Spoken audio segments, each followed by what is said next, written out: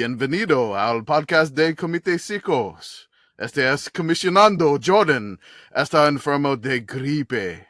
Esta noche conmigo está Arthur. En los uno y en los dos. También conmigo están Beth, Pitt Girl y Geoff del podcast Feed Your Mascot. ¿Cómo están todos esta noche?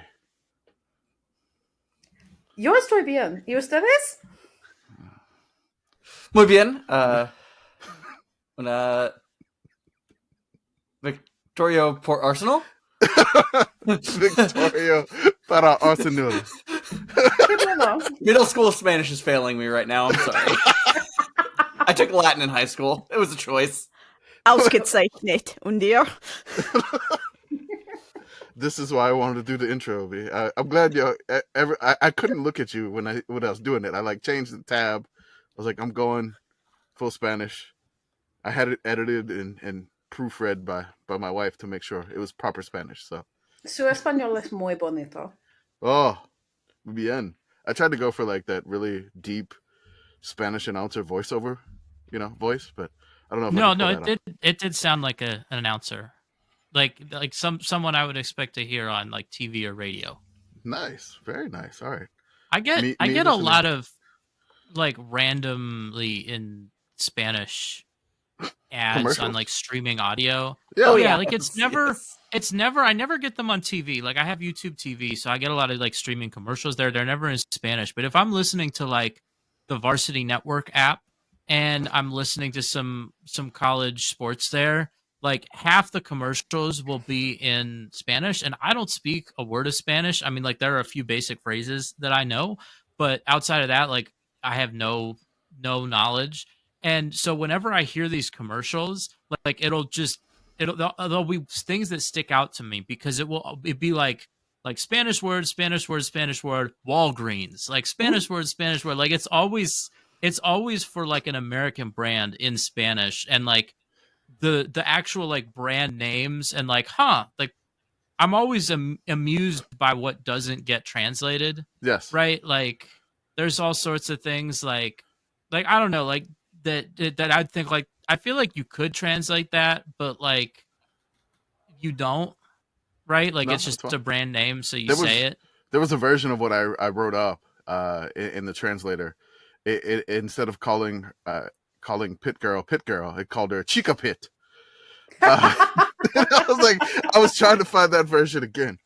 But yes, this is the commish. Jordan is out sick with the flu, so we hope he feels better. He got the green Gatorade or the yellow Gatorade, or if you're a cop, the lemon lime Gatorade, because that is the medicinal version of the Gatorade. Apparently, that's what he states. It's fine. So Commish is kind of leading the show. Pitt Girl will probably toggle back and forth. We'll hand off every now and then. We're going to be running the Sickos Committee triple option host this evening. Mm-hmm. So we have Pitt Girl, we have Beth, and we have Geoff, a guest from our friendly folks on the Feed Your Mascot podcast. He's here. He's wearing an Arsenal jersey because the Gunners defeated Liverpool 3-1. And everybody's mad because, Martin Odegaard took a photo of the photographer, and little salty Liverpudlian fans were mad about that. Yes, I am also an Arsenal fan, so I had to bring that up. But how is everything going today, Pitt Girl? I'm good. Happy Sunday. Also, new podcast just dropped. Geoff, you want to tell us about your cat? Oh, Geoff, got a podcast. Gizmo, and he's got lots of thoughts this evening. He certainly looks like he has a lot of thoughts. You don't... A lot of thoughts, Gizmo? Sniffing the mic. Love it. Listener, Gizmo is on top of Geoff's chair, looking into the mic. We welcome all cats with thoughts on this podcast. Mm-hmm. And cats with no thoughts. That's right. Yes. Orange cats welcome.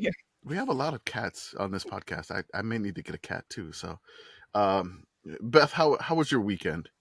I finished a yearly concert series where I played a concert on Barry sax directly beneath Chicken Wire Jesus. Yes, okay. We need to throw Chicken Wire Jesus, a picture of that in the chat for the Patreon folks. Okay, I will do that. Definitely needs to be done because when you messaged us and you were like, "Have I told you guys about Chicken Wire Jesus?" And I'm like, "Is that like a Central PA band? Is It that is now. It should be. it should be. It's a good name if it's not." But and then you sent a picture. It is basically Chicken Wire Jesus being, on the cross inside of a church, right? This is like a legit Yes. church, I would say. Beth, you're muted. You're muted, but Beth. yes, this is Christ on the cross, but Christ is chicken wire. I feel like we should have more versions of Jesus, or like more editions. Like you know what I mean? Like we should have like anime Jesus, or like metal Jesus. Like I feel like there's a lot of opportunities for like I don't know how to like different editions of Jesus. Like we're gonna have like Jesus Taylor's version or something, like just all these different Jesuses. It would not shock me just if anime Jesus already exists, or a manga Jesus. That must already I'm exist. I'm afraid to search the phrase anime Jesus in Google right now. I will take one for the Do team. it. Take one for the team. Hey, Beth, your Jordan mic isn't seems to be here to working do again. it, so I I will think do I'm it. back. I hope. You are Beth is back. back. Good. Yeah, so this is in a Catholic church, and I played directly beneath it. And it's just this molded Jesus out of chicken wire holding a bird in its outstretched hand that is not attached to the cross. The other hand is very firmly attached to the cross. And yeah, it's definitely a choice. As was pointed out to me on Twitter by an august personage, it is incredibly difficult to do anything artistic with chicken wire, and this is a very impressive sculpture that should now be in the Discord. This is high quality chicken wiring. I will say that. Having Googled anime Jesus for the team, by the way, I am now looking at the Wikipedia page for My Last Day film. My Last Day is a 2011 Christian anime short film created by the Jesus Film Project with Barry Cook and Studio 4 Degrees Celsius. The story unfolds through the eyes of a criminal who receives the same crucifixion sentence as Jesus Christ. This is a short film of regret, repentance, and redemption. The film is available in several different languages. So, all of that to say, anime Jesus does in fact exist, and coming soon to a Discord near you, he looks like this. Wow. Yeah, I have no idea how we've landed on anime Jesus, which That may be more accurate. It was definitely than in the half show notes, the right? art Jesuses, though. Anime Jesus Yeah. was definitely in the show notes. Yeah, definitely. We had that there. I would say that they should do Black Jesus, but like I feel like we just lost Carl Weathers this past weekend, and I feel like he would have been the perfect fit in that role. That's what I've been bummed about all weekend. Really, just thinking about that. Like one of my favorite actors, and I feel like he would have been perfect in that role. Well, rest in peace, Carl Weathers. It kind of hit me. I was like, I just wrote about him in the Substack, mentioning him with the 1970 Long Beach State 49ers, which was, I was like, oh, what? I'm like, oh man, like a couple days later. So rest in peace, Carl Weathers. As we transition from Chicken Wild Jesus to the death of Carl Weathers, which probably one of our favorite actors of all time here. We are off to a roaring start here.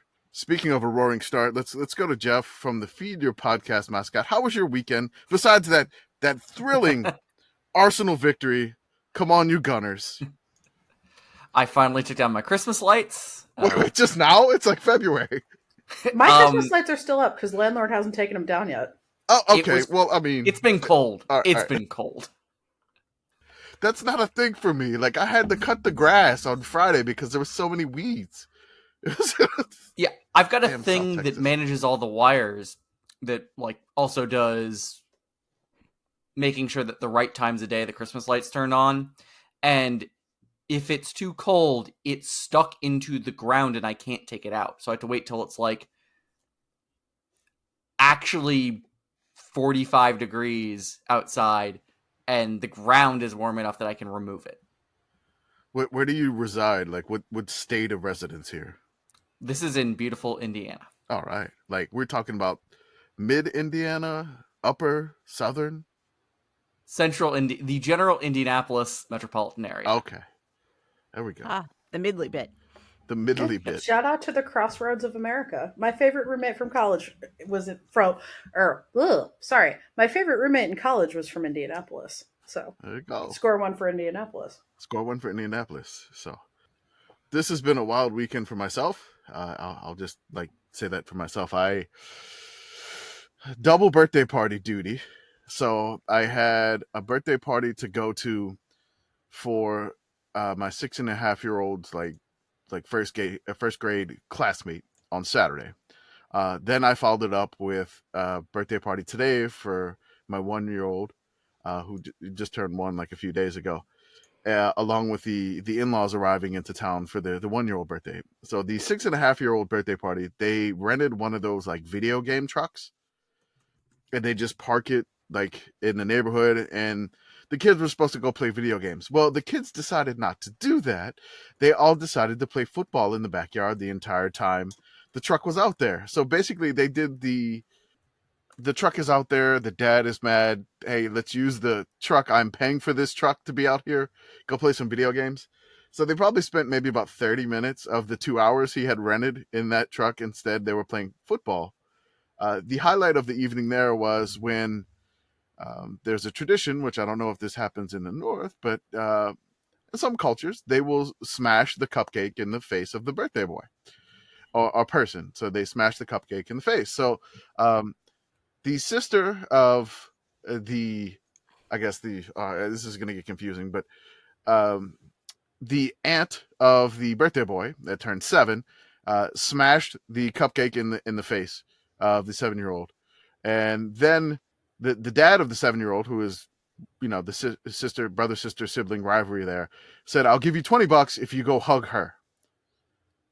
And so basically egging the 7-year-old kid to go hug his aunt with the nice sweater she had on, and this terribly dyed grocery store frosting that you get on these cupcakes. So he proceeded to hug the aunt. He was able to catch her and ruined her lovely sweater.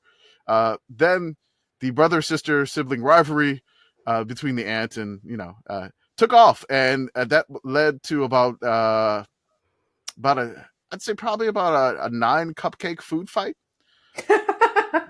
full with 35 to 40-year-old folks chasing each other throughout the house like they were kids again, and just smashing cupcakes in their hair and everything like that. And that was kind of great. I'm proud of my son because he saw this happen and he ran and hid behind a tree. He was like, I'm done. I'm not in this. I am out of here. I am not getting this cupcake frosting on me. Him and another friend from his first grade class both hung out. I will say that there were some parents, which I had to I didn't know anybody here. I walked in, there was a Florida State dad with a Florida State hat on. Then there was a Louisville dad with a Louisville hat on. And so I was like, oh my God, this is heavy ACC presence here. And I'm like, my son wanted me to wear. Didn't they play in basketball this weekend? No. Yeah, they did. And Louisville won. Yes. I think that was last night, right? But yes, Louisville did beat Florida State. Louisville basketball winning things. I know, it's crazy. This does much to explain the food fight, I think. It does, right? It turns out Florida State guy was actually the grandfather of the 7-year-old, which I learned later. But as soon as we get there, I'm wearing a Tulane home field shirt because my son wanted me to wear a Tulane shirt. As soon as we get there, I go step outside and, they are playing the football. I can hear the Florida State dad talking about the playoff snub immediately. And the Louisville dad immediately left out, and then we're outside. So me and Louisville dad, big fans whatsoever. FSU dad comes out and starts talking to me, and he's like, oh, Tulane, where's that? And I'm like, New Orleans. He was like, I was in dental school in New Orleans. And then Katrina hit, and I'm like, okay, so you don't even want to talk football with me. No respect to the Wave whatsoever. You don't even want to discuss college football with me. I'm like, no respect. But me and Louisville dad, we were there together. We were having a lot of fun. Then the in-laws came in for their first birthday party today, which was a lot of fun. It was a blast. We were at a place that we had a deposit for the 6-year-old's birthday. We had to use it or it was going to expire. So we're in like a kid's jumping like palace, and like the baby couldn't really do any of it. So it was just like a party for like my 6.5-year-old son's friends. And that was it. Along with the in-laws there not being happy about anything at all. So it was a lot of fun. Great weekend. So let's actually get to something that we have on the show. I mean, maybe in the notes, besides chicken wire Jesus. Imagine us following directions. No. What are those? We're not going to do that. No. So apparently the coaching carousel is still alive, and it had settled, except like I don't even think we have a coach for Harvard yet. Can't stop, won't stop, baby. Can't stop, won't stop. The head coach of the Boston College Eagles, Jeff Hafley, has left the building, and he went to be the defensive coordinator for the Green Bay Packers. So that's kind of interesting to me, because it felt like Jeff was on the hot seat, not Jeff on the podcast, but Mr. Hafley was on the hot seat, and then he turned this into a bowl game win, the Pinstripe Bowl, and then he's like, okay, I'm out. I'm done. I'm going to be a DC in the NFL. Jeff, what do we need to do to send you to the land of oyster crackers to coach Boston College? It would take a lot of convincing, but I do like some oyster crackers on various preparations of seafood, so it could be done. Although I will probably be worse than every BC coach in the past 15-ish years, so the BC faithful probably don't want me there, but I would get a buyout, so that'd be nice. Yeah, that is a low bar. That's an extremely low bar. Like, I don't think I can limbo under that bar. I believe in my lack of football knowledge. Jeff Hafley's best performance in terms of ACC standings the entire time that he was coaching at Boston College was tying for 6th. That's not bad. 6-5, 6-6, 3-9, 7-6. Okay. Yeah, there you go. I feel like we've seen like this pattern of a couple coaches this cycle leaving head coaching jobs for like coordinator or assistant positions at a higher level.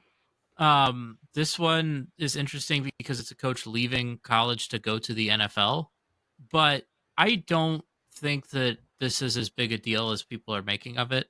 And also we have rumors actually right now about other active head coaches in college going to NFL assistant jobs. But I mean, I think if you look at the coaches that are leaving, it's for the most part coaches where things are not going great. Like they're going okay. If Boston College had a terrible year next year, like he probably would be fired. You look at like Buffalo's coach who left to go to Alabama. Yeah. He was coming off like a 3-9 year where it's like, I think you get to a certain point when you are in a job where you can say, oh, I don't think this is a stepping stone to a better job from here. And I also don't think it's working out very well here.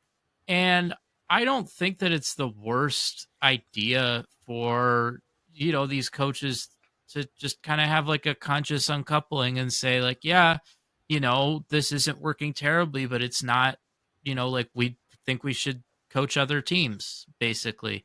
We've seen people have success doing that.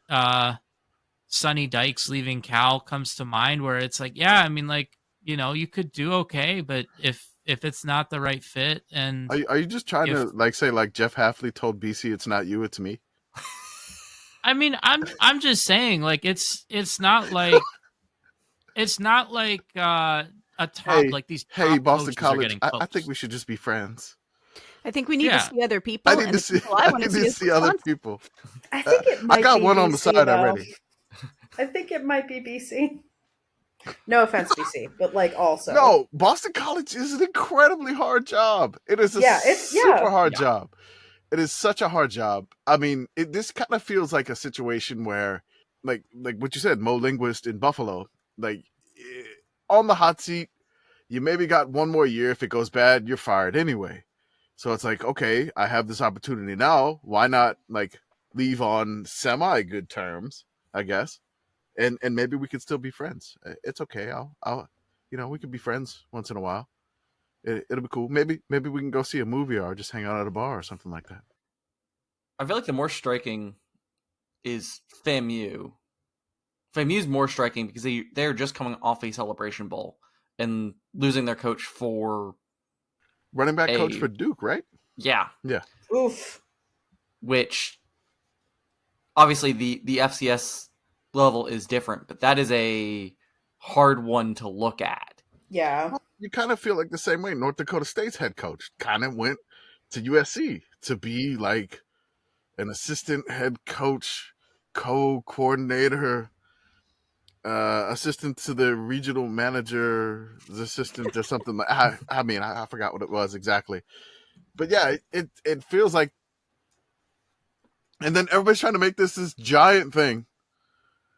Oh, well, college coaches just don't want to do it anymore. The job is too hard, and nobody wants to work anymore. Nobody wants to work anymore as a college coach. It's so hard. The NIL and oh my God, I can't do it. It's too much. Damn lazy millennials. Oh my God, I can't recruit, and I just want to be a ball coach. Can I just coach some ball? Well, I think the way you have to look at this, right, is like any coach that leaves, that's an opportunity for another coach, right? Like someone else will have this job, and that's going to be an opportunity. And I mean, who knows? We don't know who Boston College is going to be. I did see one rumor that they were talking about Bill O'Brien, but like that's not anything that I've seen like reported by actual sources. He just got hired as the Titans offensive coordinator or somebody else. I don't know. I'm gonna be honest. I don't follow the NFL. We don't have a Bill O'Brien tracker or anything like that. I have to Google that right now. No, but like Bill O'Brien tracker. But like this. Where's his cleft chin at the moment? There will always be people willing to take these jobs, right? I mean, like these jobs are difficult to do well, but if you do them poorly, you're gonna get a check, and so there will be candidates, and I don't think that this is anything really even that existential. Like there might be a slight rebalancing of how coaches view the NFL relative to college, where they might be starting to view the NFL a little higher than they do now. But like I said, there are more coaches out there. There will be more coaches out there. Speaking of which, Boston College, we, as always, are available. North Dakota State has not taken us up on this offer. Iowa has not taken us up on this offer. But you could. We're available, and we're probably less expensive than whoever else you're thinking about. Call me. And probably better at social media. Yeah, I mean, we could make some kids really love good. that probably. I don't know. That's a high bar at Boston College. If you remember the one time Steve Adazio logged on to Vine. I mean, I don't think we could ever top guys being dudes. I love that Steve Adazio made like 4 Vines in one day, and that was the only day he like ever was on Vine. Like he logged on, shot like a couple things around like the facilities. One was in the stadium, but then like he was like walking around, like basically just like he just shot a few Vines and was like, "Yep, I'm good." Like never logged into Vine again. Holy crap! Bill O'Brien's the offensive coordinator at Ohio State. Wait, really? Yep. Yeah, he is. Yeah. I had forgotten that happened. My God. Since when? Just like a couple weeks ago, I think. It got lost in the shuffle. When did he get named? Hold on, I'm scrolling. January 19th. So yeah, a couple weeks ago. We missed that. Okay. It was on a Monday. We don't pay attention to that. We were also still busy keeping track of what Iowa would do. Yes, they still had not hired an OC at this time, I think. So we were not. Our Bill O'Brien tracker was not operational. We have found you, Bill. I do love the Google search that I got. The joke that I made was actually like the second search topic. All right, I got a couple of other things that I threw in here randomly, but I think somebody wanted to talk about short track speed skating race. Who put this here? Yeah. I put that in. First of all, has anyone... So this was making the rounds on... I think there was a TikTok that was then reposted all over other social media platforms. because that's how the content cycle works in 2024.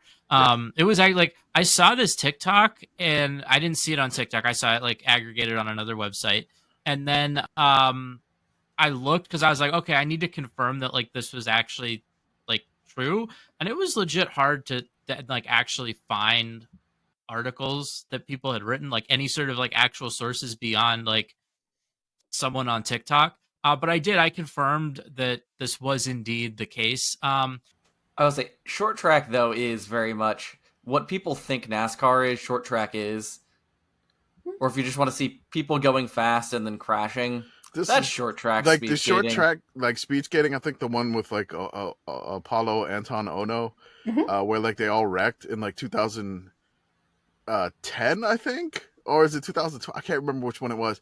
But I had just had shoulder surgery, so I was on pain medication.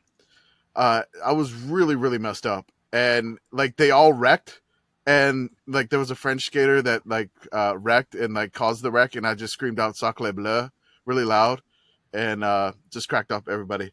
That's me. But yes, short track skating is madness. Is this it? Yeah, let's see if this works.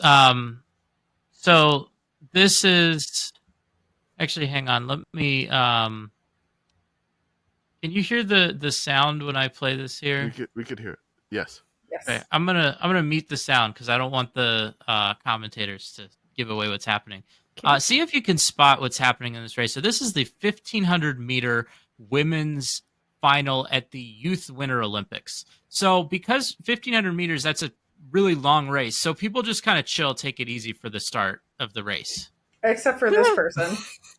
Except for this one person. Look, she's really going for it, which, you know, typically when you see someone go for it early in a race like this, you just say like, okay, well, like you'll tire yourself out. We'll catch up.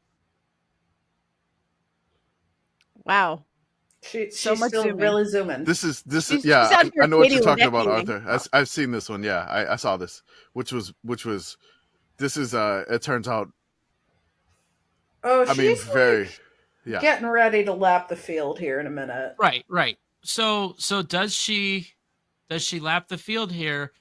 But she doesn't, right? See here, she just kind of chills in the back. So technically She's she hasn't one lapped lap anyone. ahead. She's a full Yeah. lap ahead right behind them. But, Ooh, but drafting. she's now not skating hard. Like she's back at the pace that everyone else was skating at. But more importantly, everyone else here seems to have forgotten that she exists. She did that. Yeah. Oh my gosh. I love this. Oh, well, assuming that this works out well for her, this is Very brilliant. sneaky. Yeah. So This I'll is just- what a I'll nat just- 20 stealth check looks like in speed skating. yeah, I'll just let this roll here because it would be more work for me to just try to fast forward here, and I can just do that when I edit if I need to cut stuff. So the laps are winding down here, right? Mhm. And they are counting down, but the people in the arena, they're counting based on the person who is in first, which is a full lap ahead. So all of those people thought that was the last lap. It was not the last lap for them. It was just the last lap for her. And the only person who knows that it wasn't the last lap is her teammate, who I guess was aware of her tactic. And then she wins second because she was the only one that kept skating after the after everyone else had stopped because they thought it was over. Oh my gosh. So China comes in first and second. They win the gold and silver medal in the women's 1500 meters at the Winter Youth Olympic Games. The thing is, this will never work again, right? If someone tries this in 26 Yeah. for This is the the Senior Olympics, This is kind of like the they'll fake know slide. it's coming. Yeah. this is the fake fair catch. Yeah. Mm. That's what this is. Yeah, this isn't even a fake slide because it's not Yeah. illegal. There's nothing happened here that No, like nothing could illegal. even You can do it again. conceivably become against the rules. Yeah. You can't make this against the rules. That's amazing. I love speed skating. Shout out also to Stephen Bradbury, the first Australian athlete to ever win a Winter Olympic gold medal, and he won because the rest of the field crashed out. Yeah, that was that the 2010 Olympics? That was in like 2002, I think. Yeah, okay. No, I'm sorry. He won. Yeah, won first athlete. Yes, he won in 2002 after all of his opponents were involved in a last corner pileup. Yeah. Yeah, I mean, honestly, I could see this working again at some point, but it would have to be like you'd have to wait a while. You got to try be a couple pull years. This. Yeah, I mean, it's because the thing is, right? In a lot of sports, you will have like coaches or somebody who's able to like yell at you and get the message across if something like this was happening, right? Like this wouldn't work in a lot of sports that are run like where you're doing laps like that, because you would just like you would get that communication. But I think with something like short track, like it's the atmosphere in the arena, like you're not getting that communication. So what would have to happen is just everyone forgets about this and then it happens again. I also think that it is notable that this happened at the youth Winter Olympics, because I would wager that maybe like adult professionals would not fall for this. No, probably not. Honestly, I wouldn't think so. That was that's masterful racing there. I threw something in here that I wanted to talk about, and I said I wanted this to be the entire podcast, but I don't think that's going to happen at this point. My favorite, it's just a headline from a tweet. It just says, "Pigeon suspected of being a Chinese spy, released by police after 8 months in captivity." What were they doing to the pigeon for the last 8 months? Were they interrogating the pigeon? They had the pigeon. Please don't waterboard pigeons. I don't know, man. I just wanted to talk about it. I was just like, what did they do to this pigeon? I was like, did they like put it in a room where they could attempt to like confuse it in terms of navigation and magnetic? See, okay, where do you want to go back to? Like, this has potentially more evidence for our friends over at Birds Aren't Real. Just saying. I'm gonna be honest. I didn't know that pigeons would like. I have no idea how long pigeons live. I had no idea that they could live in captivity. I mean, I feel like they're pretty resilient birds, but yeah, like this is the first I've learned that they live at least 8 months. Oh, so modern urban pigeons are actually like mostly feral descendants of former like domesticated pigeons that were used as like messenger birds and stuff. So like pigeons are actually like friendly and reasonably nice birds and can live to be up to 15 years old. So a lot of like, especially in urban areas, a good time ago, pigeons were a thing that often people just kept as a good food source. They were much easier to keep than things like chickens because you could keep them in rooftop coops. There are still a number of people in my area that keep coops of pigeons. I'm reading the details of this case. It's just the animal's ordeal began in May last year when it was captured near a port in Mumbai. There was a message written on the pigeon's wings in words that appeared to be Chinese. So this pigeon was kept in an Indian prison, or was it extradited somewhere else? It was in an Indian prison.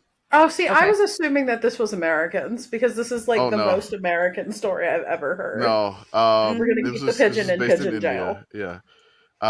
I'm curious what that message was. Did anyone think to just grab a phone and do Google Translate? I mean, can we get photos of the pigeon's message? I have no idea. This led to suspicion of spying and caused police to seize the bird, who was sent to Mumbai's hospital for medical examination as part of an investigation. So that's the Sakrabai Dinshaw Petit Hospital for Animals, the BSDPHA, as case property for an astonishing 8 months.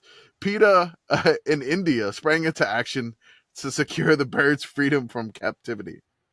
Apparently, this also happened in 2016 when another pigeon was taken into custody in India because it found a note that threatened the Indian Prime Minister.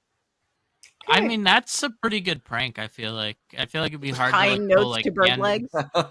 Well, no, I feel like if you're actually writing physically on the bird, which might be difficult, but like it'd be pretty hard to pull handwriting off that and I feel like that could be an interesting prank. Maybe not like death threats. That feels like not cool enough to be a prank, but like definitely like maybe like a love note or something on a pigeon. Just put it out there, see who the pigeon matches you with.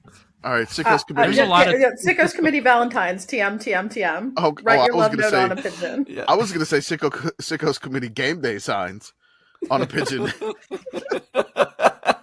There you go. I mean, that would be another use. Fly the pigeon.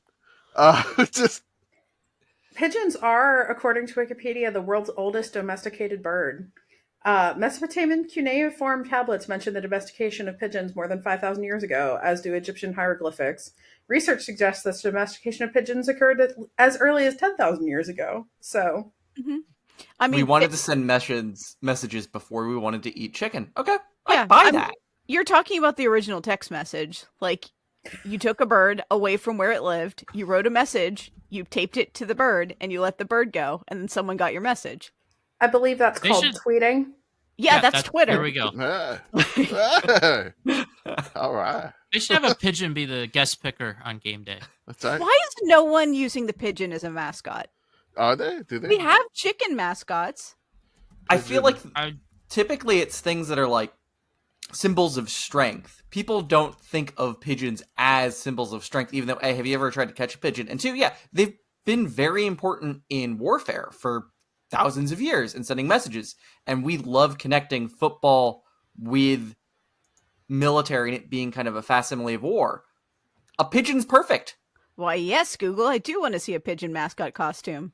And now everyone else gets to see it. The Spire, student newspaper of the College of the Holy Cross. May 7th, 2021. Hoval Pigeon named new Holy Cross mascot. I think this is Holy Cross's like equivalent of the Onion, but I would like to I would like to believe that it's real.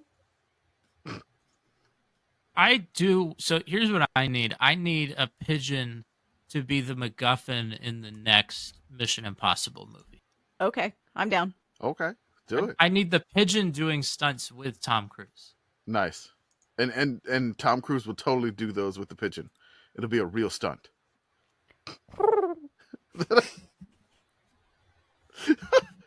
Moving from that noise, let's talk about Jim Harbaugh wanting to live in an RV.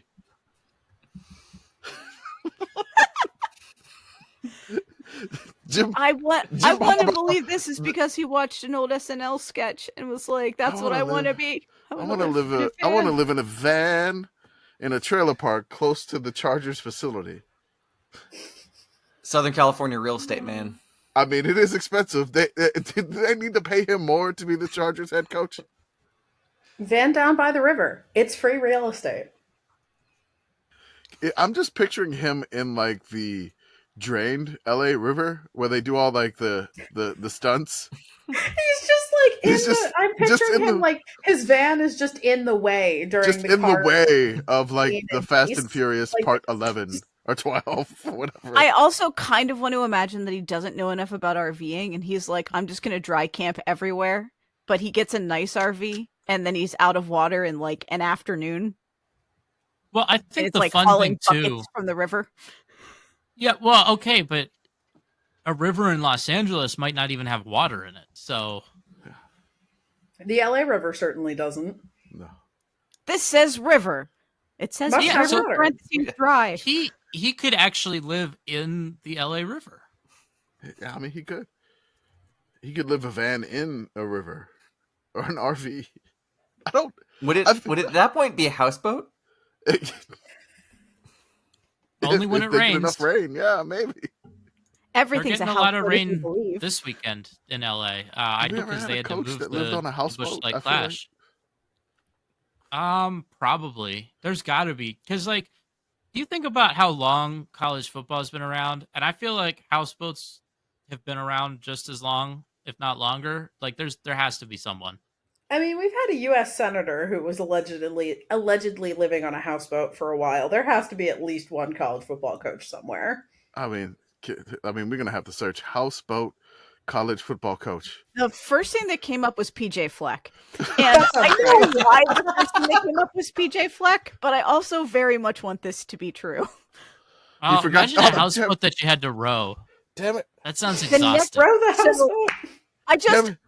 I want to go through the coach names that have come up here, Okay. like on my random. So first thing is PJ Fleck. Okay. Second thing is Mike Leach. Rest in peace. I mean, rest in peace, Mike. He is a pirate. Then we have Doug Peterson. Okay. ULM's own, probably a houseboat on the bayou. Yeah. And no, it's just PJ Fleck. PJ Fleck all the way down now. Oh, and there's Jimmy Johnson. Perfect. At Miami, Jimmy Johnson living on like one of those cigar boats. That was a houseboat. Miami Vice style. Yeah, I can see that Jimmy Johnson doing that. I just feel like PJ Fleck lived on a houseboat, forgot to tie the boat, and then in the middle of the night it started to drift, and he just woke up, row the boat, and that's how it started. I don't know what Harbaugh's doing. If we're going to talk sports and houseboats, as a Pirates fan, I do have to throw out a quick shout out to Operation Shutdown. Okay. Thank you. Arthur knew. That was. Do you remember that, Commish? No. It was a very dark period in the Pirates. I've been a Pirates fan my entire life. So what? Yeah, there were a lot of dark periods. Okay, so there's lots of. In my opinion, this is the darkest point. Okay, are we talking like 08? No, to be fair, Operation Shutdown was funny. It was. So this is spring training of 2002. Okay. When Derek Bell of the Pirates announced that his contribution to the team this season would be Operation Shutdown. Oh, okay, I remember. Where he simply refused to participate, and at one point was living on a houseboat, I believe, in the Allegheny River. Nice. Yeah, I mean, it was basically you really do not see this ever in baseball, but you'll see it in football where a player holds out because they're not happy with something. That's basically what this was. I forget. I want to say it was contract and or playing time. I forget which one he was upset about, but it was basically that was the genesis of this. And then he just said, "Yep, I'm not going to play, and I'm just going to chill on my boat." Yep. Yeah, I have found an NBC Sports article about this. Quote, what was Operation Shutdown? It was Bell's declaration that, despite playing only 46 games the previous season, and despite hitting only 173, 287, 288, he was not expecting to compete for the Pirates' right field job. Quote, nobody told me I was in competition. If there is competition, somebody better let me know. If there is competition, they better eliminate me out of the race and go ahead and do what they're going to do with me. I ain't never hit in spring training, and I never will. If it ain't settled with me out there, then they can trade me. I ain't going out there to hurt myself in spring training battling for a job. If it is a competition, then I'm going into Operation Shutdown. Tell them exactly what I said. I haven't competed for a job since 1991. Bell left spring training and was released by the Pirates less than 2 weeks later. Pirates ended up paying him $4.5 million for the 2002 season, in which he lived on his 58-foot yacht, which prompted a Pittsburgh columnist to quip that Bell had become, quote, the ultimate pirate, in that he lives on a boat and steals money. Shout out to Derek Bell, legend of the Operation Shutdown. Beautiful. That's what Harbaugh wants to do. Perfect. Well, I think Harbaugh is still going to show up to coach. If there's one guy who's too wired to not there's no way he would miss anything. Do you like the idea of Jim Harbaugh land pirate? Well, okay, to be fair, Jim Harbaugh didn't coach a bunch of this season when Michigan won the national title. So Harbaugh said he wanted to live in a trailer park close to the Chargers facility. Now I'm just imagining him getting the LA Times, and he just going out in his robe to get it from his trailer, and then he just changes and walks to the Chargers facility every day from the trailer park. I can see Harbaugh doing that. At that point, just live in the parking lot of the training facility, though. I mean, will they allow him to do that? I don't know. There's weird zoning laws in LA. It depends. And also we need to talk about, where does he have sewer service? Because if you're late to practice because you've got to empty the black tank, that's a problem. I wonder what Mrs. Harbaugh thinks about all of this. Does she want to live out of an RV in a trailer park close to the Chargers facility? I don't think so. I don't. Well, they did meet in the PF Chang, so who knows? All right, let's get to some more dumb baseball things besides Operation Shutdown. Even dumber than Operation Shutdown. Absolutely. Somehow. A lot dumber than Operation Shutdown, and definitely did not make $4.5 million. Tried to, but it did not work out. Shout out to the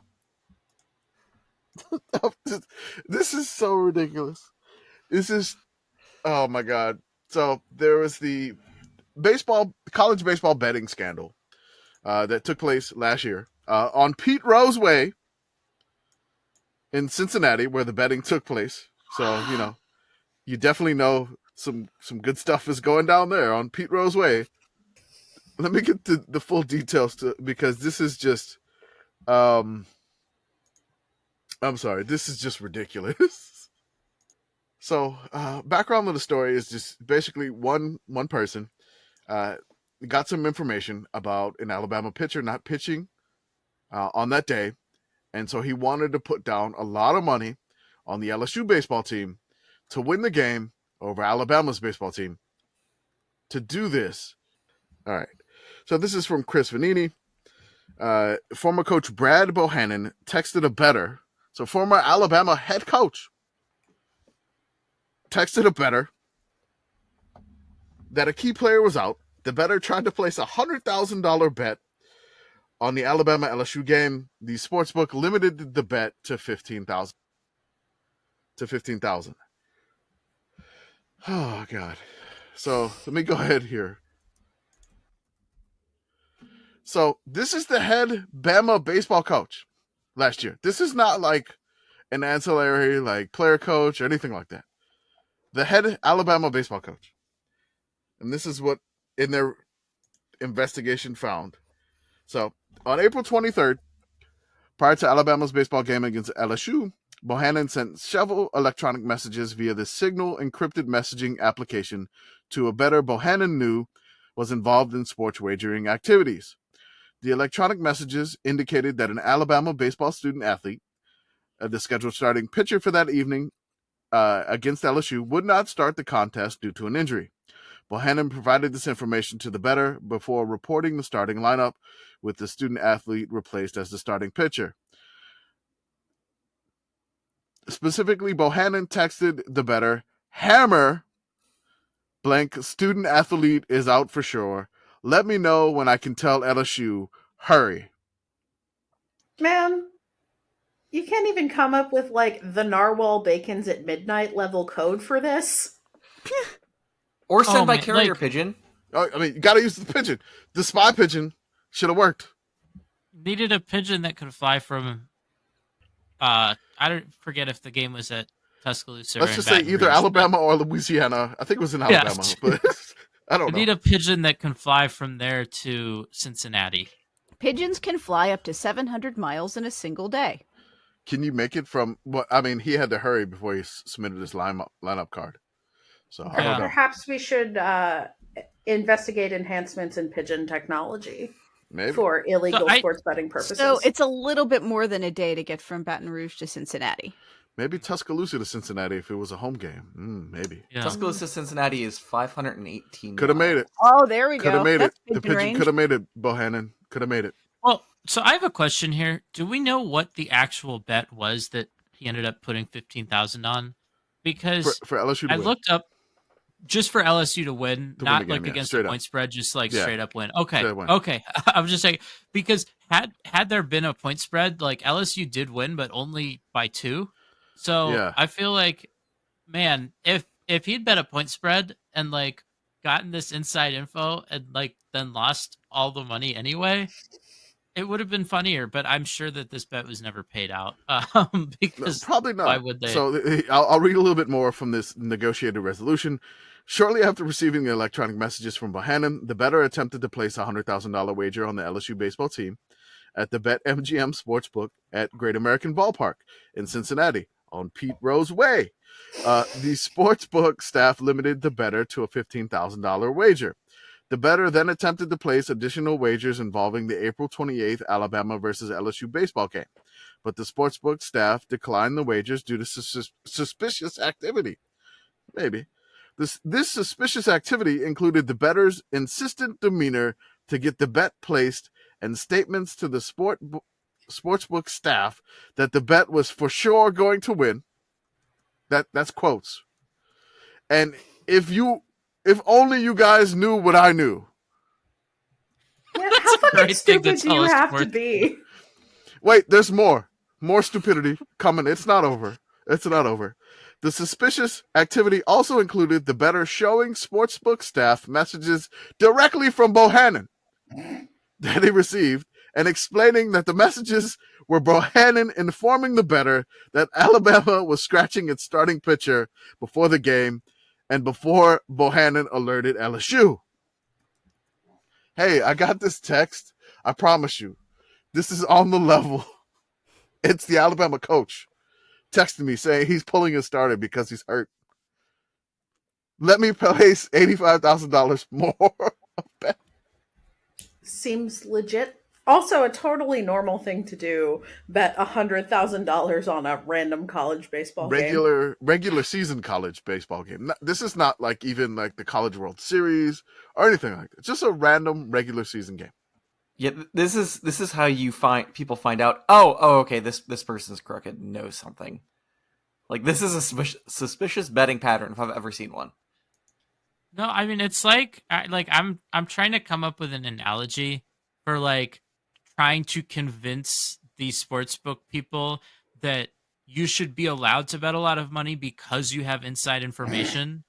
Like, I mean, I don't know. It's like if you, I can't come up with it. It's such a like insane thing to do. I should be allowed to sell all of these Enron shares because I happen to know about some stuff that is happening. Yeah, I have a lot of incriminating evidence. You should allow me to do what I want to do. Incriminating evidence. You should totally let me sell all of my shares right now for no particular reason. But also, look at all these text messages I have. So I want to say he has no chill. It turns out. Yeah, I want to say more. But I want to say that LSU was up in this game going into the 8th inning, 8-1. Right, and then Alabama scored 5 runs in the bottom of the they scored 1 run in the bottom of the 8th, and then they scored 4 runs in the 9th, and it wound up winning 8-6. So I wonder if that better that like LSU's bullpen almost blew it. So I mean, this must have been just an incredible, like, why are you doing this? Incredible. Yeah, they had the winning run at the plate the end of the game. At the end of the game, they had the winning run at the plate. They could have, and LSU barely got away with a win here. And then this was just, yeah.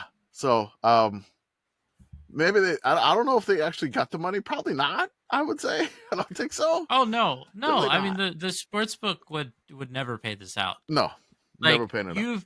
You've shown them evidence that what you're doing is not on the level. Like, no, they're not going to honor your bet. Hey, casino, I've been card counting all night. I know I'm about to get blackjack. You got to let me get blackjack.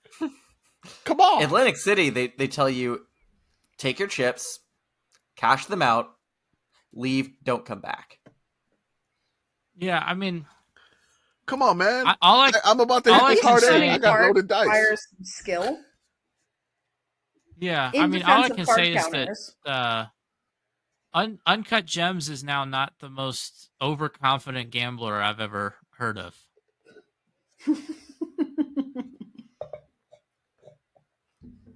All right. So I'm going to do some ad reading here, I guess. So I want to give a shout out to our Sickos Patreon and Discord. Please join, just $5 a month. You typically get to participate in the weekly rankings debate, some live chat during the games during the season. You get to see the inner workings behind the Sickos committee that happens during game days, during the off season, during our crazy graphic things. And then what we're about to do at the end of this podcast was kind of holistically generated in the Discord itself. So this kind of came out of a random left field discussion inside the Discord, and what we're about to do in the second half of the podcast came from being in the Discord. So join. It's just $5 a month. It's the off season. It's going to help us do some things that are that'll get the committee a little bit more active on YouTube. Which subscribe to our YouTube channel. We're going to have some videos coming up shortly. We're working with something, and there's going to be some animation on YouTube, which is going to be pretty interesting. So we got some things like that coming up, and it's definitely. Your patronage, it helps us do stuff and helps us grow more. We're going to try to travel more next year, get bigger get-togethers and things of that nature. So join, subscribe. If you do join the Patreon, if we do paywall something on our Substack, you actually get that on the Patreon too. So I don't double charge you for that there. We don't do that. I'm going to give a shout out to the Sickos merch store. We have some new merchandise. The Safety Alert merchandise. Also, if you're at a bar and you have a Sickos Committee sticker, apparently guys come up to you and say the wrong line when you have a Sickos Committee sticker. He just goes, ha, ha, ha, instead of ha, ha, ha, yes. So I don't know if that worked out. But we have the Ladies is Sickos gear, which is our take on our reply when our ladies on the podcast tweet, and they're like, wait, Sickos is ladies? Mm-hmm. And Sickos is in fact ladies, and also right. Gentlemen, and also non-binary peoples. That's right. Sickos is everybody. Sickos. All are sickos. All sickos are good sickos. Oh, I don't know. We can't say that. Depends on the definition. Oh, I'm just kidding. But we got that's coming up shortly. I should have that out later this week. Jordan just finally fixed the O in the ladies is sickos. We did just throw out a safety alert. We got a sticker. I may throw that on a shirt eventually too, which is it's our favorite thing to do because the safety is the commish myself, my favorite scoring play in all of football. Because really, something has gone horribly wrong, or now you're trying to play a strategy game. Like, I'm going to take this intentional safety because it's going to help me win. And it's a lot of fun. Like, you don't score a safety when something goes right. Like, it's rare. Also, I just mentioned our YouTube. We're going to have some YouTube shorts coming up. Our best season of all time for teams who are below 500 all time. Jordan is trying to work those into shorts videos. Also, the new animated stuff is going to want to be in the YouTube shorts. So subscribe to the YouTube. Also, subscribe to our Instagram. Give an Instagram follow. We love it. Apparently, everybody loves Nick Saban's beans. When Jordan puts out his weird state graphics, like state outline graphics, with like, the logo of the school and the state that it's from. It's great. Also, I want to give a shout out to the Sicko Substack. We have a couple of different things we just put out there. The best season of all time for schools who stopped having a football team. I don't have one for this week, but I'm working on it, and I should get one a little bit later. I'm not going to have anything for Tuesday due to the multiple birthday parties that I had to do this weekend. Marquette did come out on Friday. I'm working on another school right now. I did want to give a plug to another person from the Feed Your Mascot podcast, Blue. We've both been working on something that is going to be behind the paywall on the Substack and behind the paywall on the Patreon. It is something called the Prairie View Chronicles, where we are going to chronicle the essentially 10 years of Prairie View's 80-game losing streak and all the factors and all the people and the players that essentially caused the losing streak. And it's not necessarily on the players. There was a lot of behind the scenes stuff that went on, and we're going to give you all that information behind the paywall. And we have, there's tons of content. There is tons of arrests. There's tons of intrigue. There is a lot of stuff that happened over a strange amount of money, really. I didn't think it was much, but we'll figure it out. We're going to dig into that. Shout out to the Message Board Geniuses podcast. They break news. Apparently, I believe somebody said that, I forgot what it was today. No, there was a post. I just blanked. I'm sorry. No, I gotta find that tweet. God, the mind just went blank. Message board geniuses. Where is this? I'm pulling up your Twitter right now. Message board geniuses. They break news, and then we also break news, but in the sense that we pick it up and we smash it with a hammer. Yeah, there was somebody. I think there was a tweet. I can't remember what it was. Well, a Duke fan got a little upset about them losing to North Carolina. And then there was another post that they had. The post just said, like Message Board Geniuses just said that Alabama is so fat. And that's what I couldn't remember. So yes, Alabama is so fat. Like FAT or PHAT? No, FAT. Does anybody say PHAT anymore? I don't think so. People, I don't know. There's certain fan bases that are stuck in the past. That's true. It's fair. Definitely. Shout out to them. Also, the Sickos in Home Field Apparel. We got our code, yes, ha ha ha, yes, 3 ha's, for 15% off your first purchase. We have the Sicko Shirt Showdown. It's back. As long as the sizes are available, you get 25% off the shirts. We had the Iowa versus Maryland, which was crazy. The Maryland fans were outside the stadium in the parking lot just to get in to see Caitlin Clark.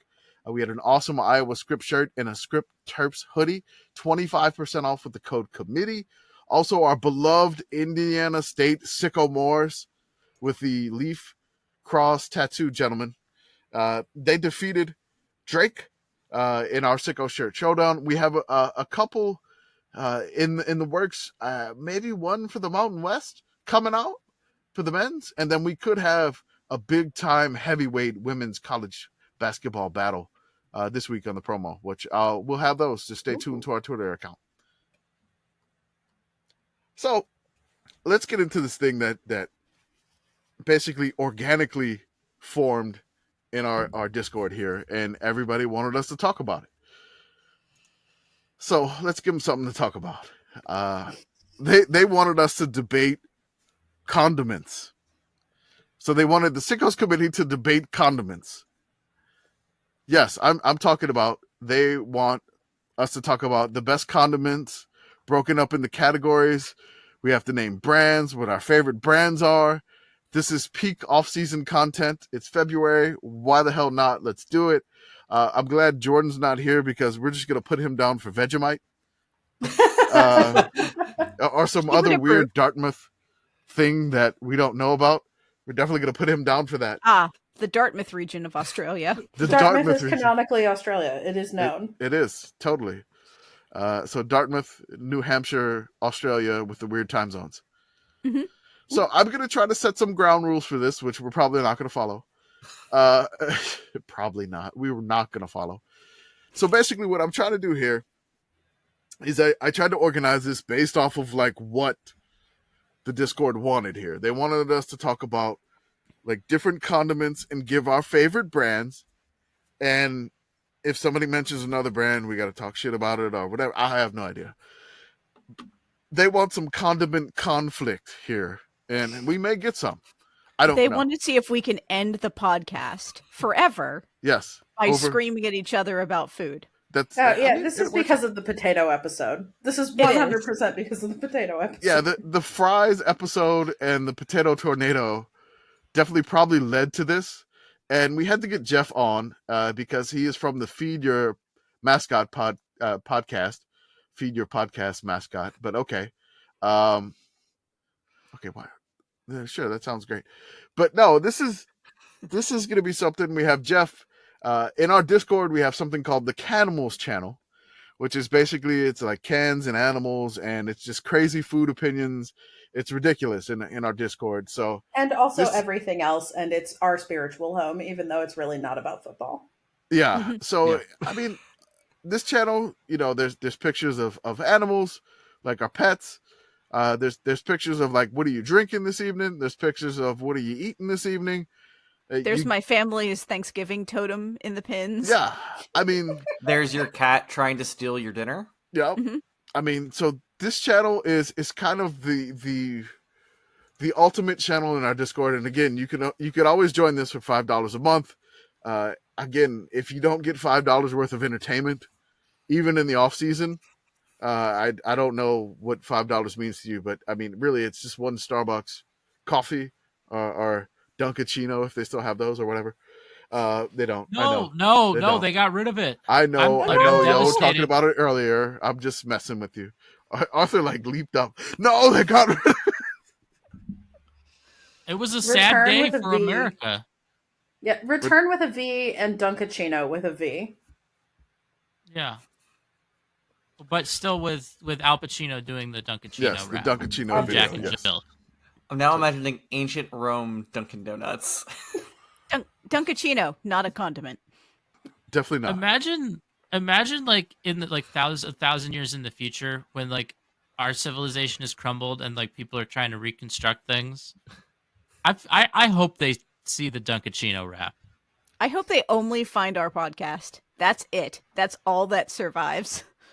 Oh, we are such a good lens through which to reconstruct society. They're going to think Pennsylvania is like the font of all knowledge. The capital of the empire is central Pennsylvania. It's going to end up being like Rome. That'll be like, yes, during the Pennsylvania times.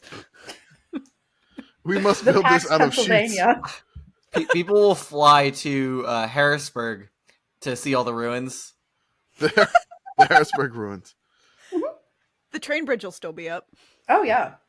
Shout out to that. It is the longest stone masonry train bridge in the world. Shout out to the Rockville Bridge. It's beautiful. It is. All roads lead to the Pennsylvania Turnpike. Yeah, Louisiana. But not directly to the Pennsylvania Turnpike. You got to get off and then go on like a regular road and then get on the Pennsylvania Turnpike. Illegal use of your tax funds to create a direct interchange between 70 and 76. Yes. All roads lead to Breezewood. That's right, Chicken Sedan. I said it. He's so mad right now. All right. So let's get back to the condiment debate. What the hell? All right. I don't even know how I'm gonna start this, but let's just go here and let's name your favorite brand of ketchup. This should be fast for three of us. Heinz is the only acceptable answer to this. Pico, you're muted. Yeah, but what you said, there's one acceptable answer here. It is Heinz. Every time I go, I actually bought non-Heinz ketchup today because I shop at Aldi and I died inside a little bit. But obnoxiously, Pit Boyfriend specifically requested it, so I bought the store brand ketchup. Oh no. Ugh. Yeah. I'm gonna be honest. I feel like I can't weigh in here because I've never had non-Heinz ketchup. Like, if I'm somewhere and they don't have Heinz, then like I'm just not having ketchup. And so, I mean, like I got some right here. Like I always stay prepared. And I got that motherfucking thing on me. I got that ketchup on me. I do. I got Listener, Arthur has ketchup in my a bag. bottle of Heinz. He has he's got a Heinz holster. I'm just imagining he's got, instead of like a gun holder, it's just like a holster for Heinz. He pulled it out of Beyonce. Yinzer Beyonce lives in my brain now. This is wonderful. Yeah, at one point at Teal, they switched to Hunt's ketchup for a quarter of a semester. And people refused to pay tuition until they fixed it. That is a correct opinion. All right. Yeah, Jeff? Jeff, go ahead. I don't even like ketchup at all unless you like put things in it to make it super spicy. So I should probably abstain, although Heinz is really good at graphic design. So if there's a bottle of ketchup in front of me, I guess like classic glass bottle Heinz, if I gotta look at it, it might as well be that. Yeah, I'm just gonna say Heinz probably takes the cake for me. There's one coming that is trying in Texas, which Jordan would probably rep this one. It's the Whataburger ketchup, which fast food sauce wise, ketchup wise, it's up there. In the bottle, it's not necessarily as good as it is in like the little containers you get at Whataburger. And my dad is from Pittsburgh, myself, so it's got to be Heinz here. Can we just like trash any of the other brands? I just want to name like Hunt, like Hunt's is sugary nonsense. There we go. Yeah. Give me some opinions on. For Hunt's is also like hot garbage. Oh, like, yeah. Give me some. It's gross. Give me some opinions about French's. French's is perfectly acceptable if you wanted to create some type of a mortar to make bricks stick together. I suppose it would work well for that. All right. You also might be able to blind an opponent with it. What about Del Monte ketchup? Why would you do that? Do you hate everyone in your life? I mean, it was on sale. Listener, your human body is a temple, and you only get one of it. Fill it with Heinz ketchup, and only with Heinz ketchup. It's just, this is way too Central PA heavy, and this is not controversial at all on this podcast. So we started here. Let's go to the next level here. Let's go to the yellow stuff. Before we do that, can I give an honorable mention to Whataburger Spicy? Because I did enjoy that the one time that I went to Texas. It's good. It's good in the container.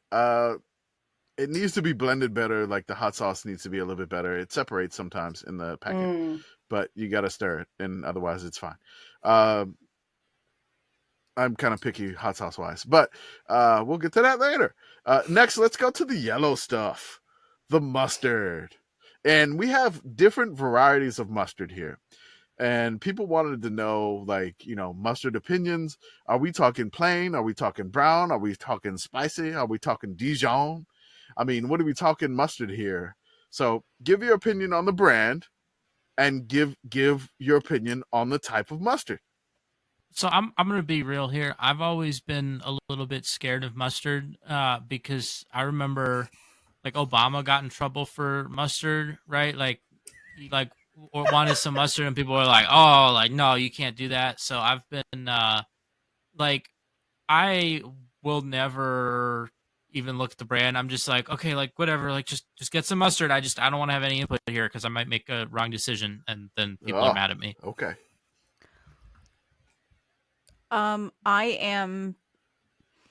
Mustard was the first condiment that I truly loved as a child because I was a very weird child.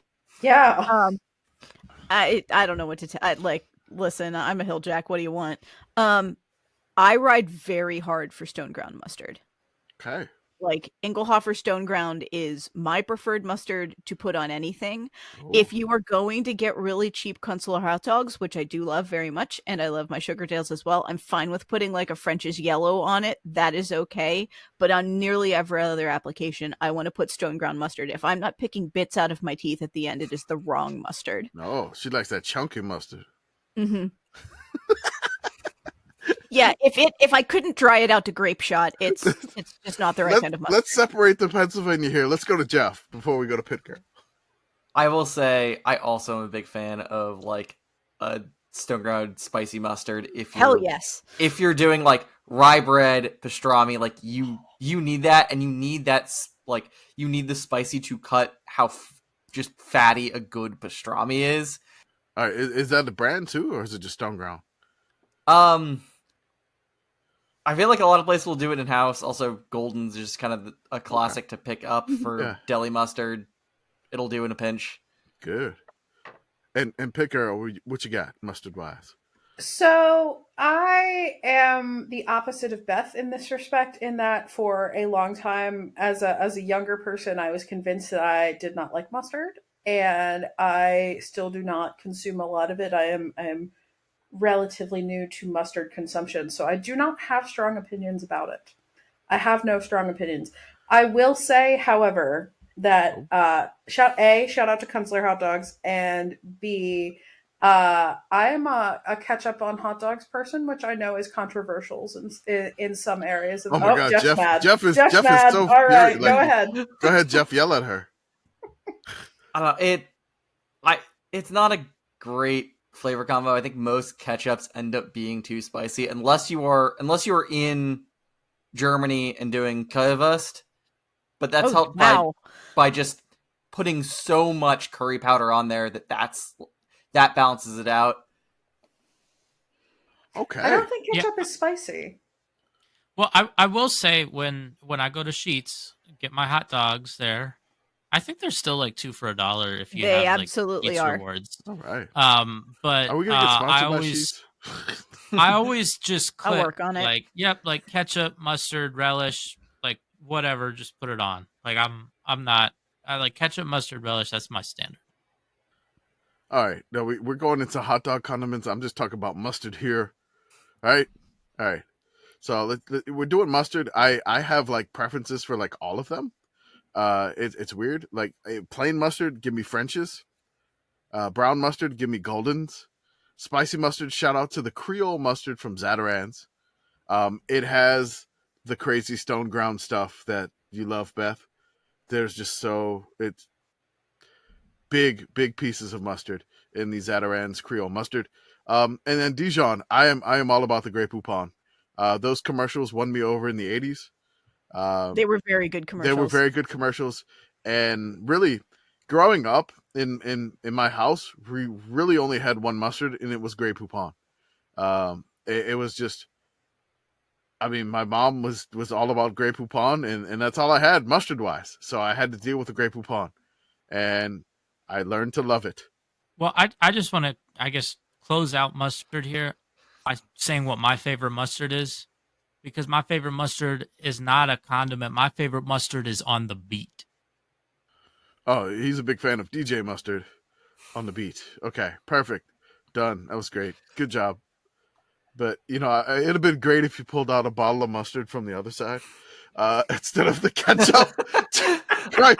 You had a bottle of ketchup. For God's sake. The tin of Coleman's. Out of increasingly unlikely locations. It was crazy, Arthur. It was nuts. All right, we're moving on to mayo. We're going to exempt Beth from this unless she has a mayo memory before she became deathly allergic to mayo. I do have opinions on mayo, but okay. I will cede the floor to you guys. Okay. We'll go. Before I come in hot in my own category. All right, we'll start with Pitt Girl. She's a mayo fan, I guess. I don't know.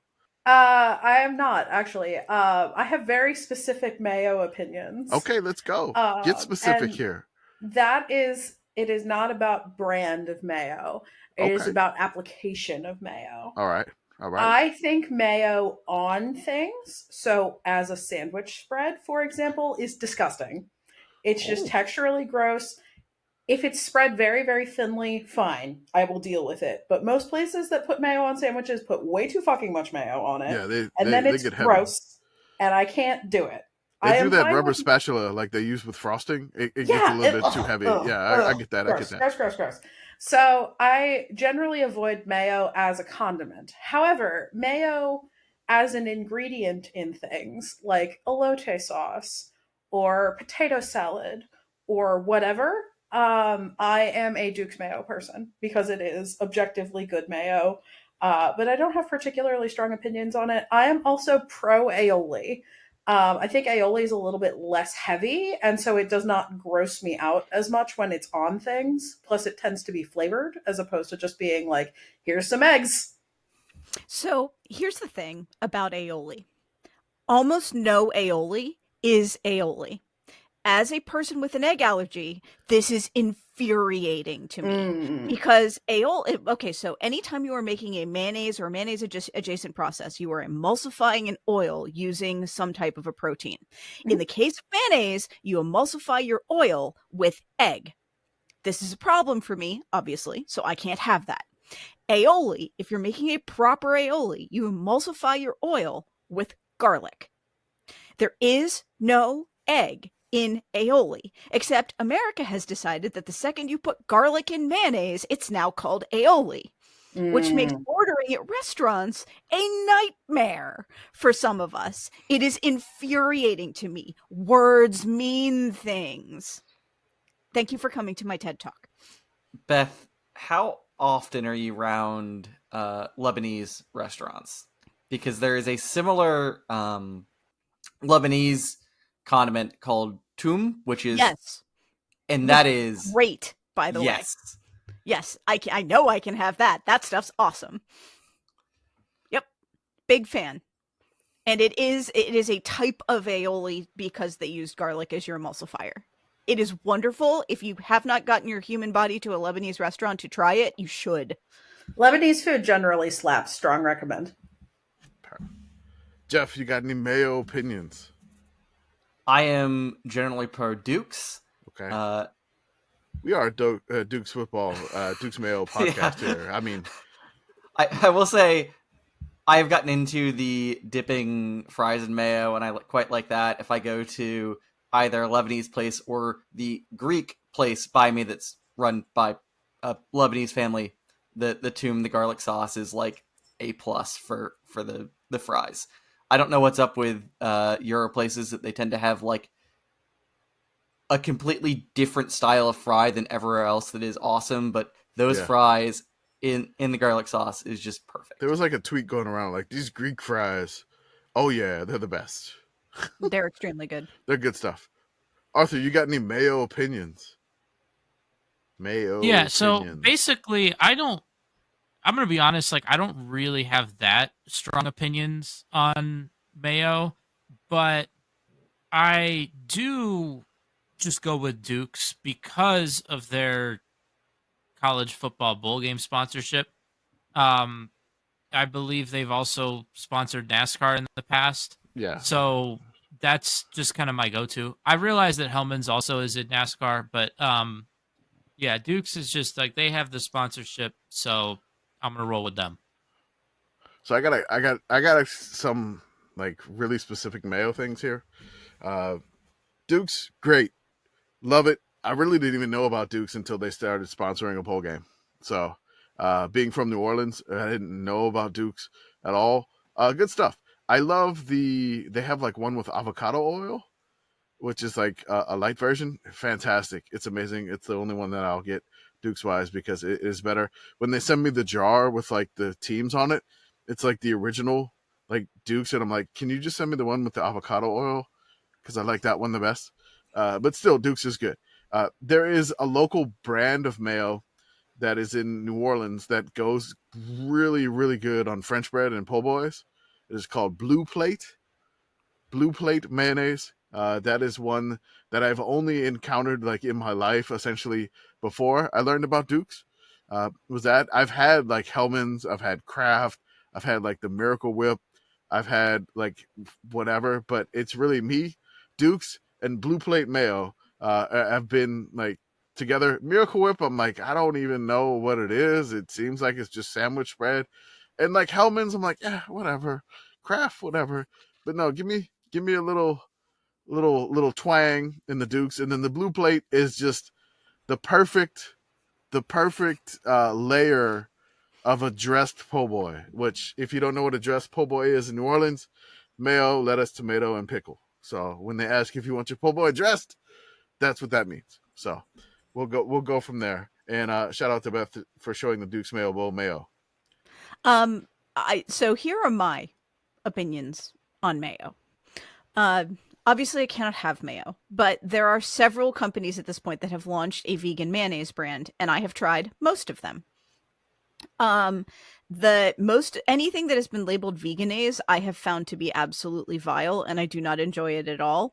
The best of the vegan mayonnaise brands I ever tried was before Just Egg did their thing, they had a product called Just Mayo, and that stuff was awesome, and I'm still mad that it is gone.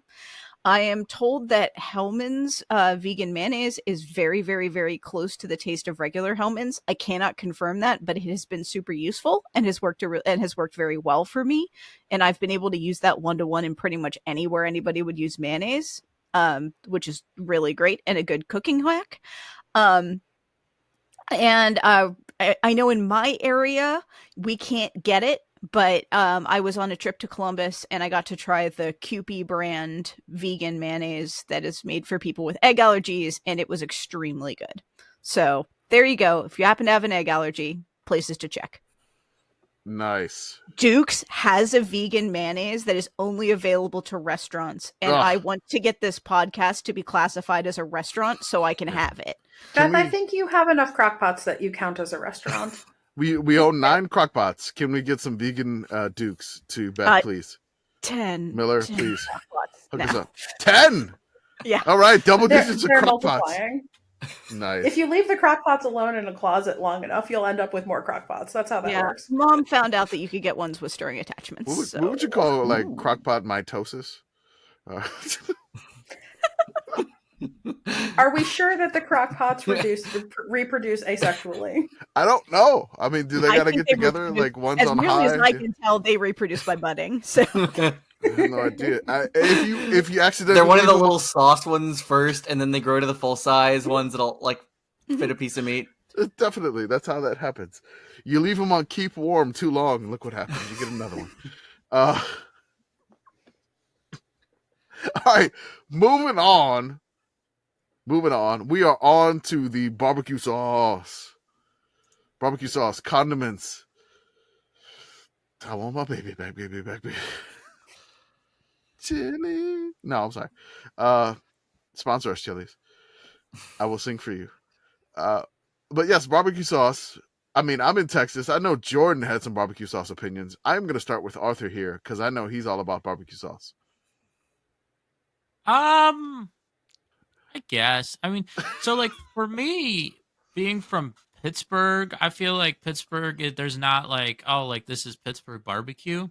And I know that like there are a lot of other places that have distinct barbecue flavors or like sauces, right? Like if you get barbecue in like, I mean, even I think like North and South Carolina, like it's going to be different. Yep. And Different so parts of North Carolina are different. Yep. Yeah. So like for me, that's the problem in Pittsburgh.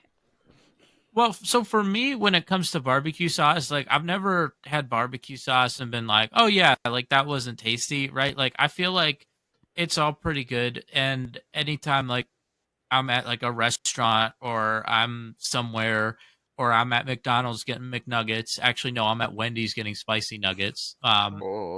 Anytime I'm there, I'm just like, yeah, like whatever you call barbecue sauce, like that's probably good enough for me.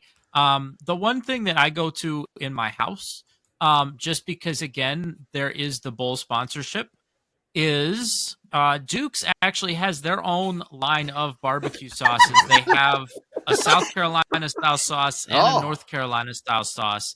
I got the South Carolina sauce right here in front of the camera, which, you know, podcasting is a visual medium.